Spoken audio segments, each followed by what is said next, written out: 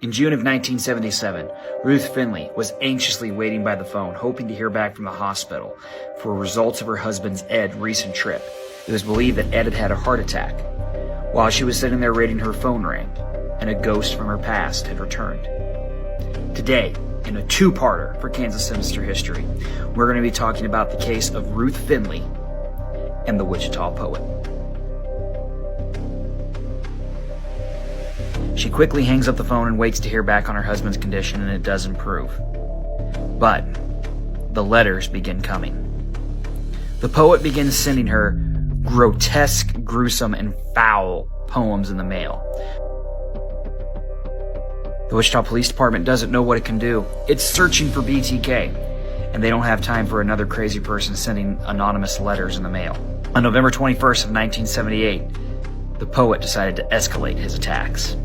Finney had reported several times that the attacker had met her in public, had been catcalling her, had been making lewd comments, and had been finding her whenever she would walk across her street and take breaks from her work at Southwestern Bell Telephone Company. But this day, he met her at her car, drug her into his car, and took her for a ride in the woods, all the while insulting her and saying all the terrible things he would do. Eventually, he leaves her in the woods outside of Wichita, Kansas, where she then returns, finds a phone, and police can find nothing but her own footsteps. Attacks begin coming at her house, phone lines are cut, the concrete is thrown at her house, thrown at her, more letters, more poems are arriving in the mail.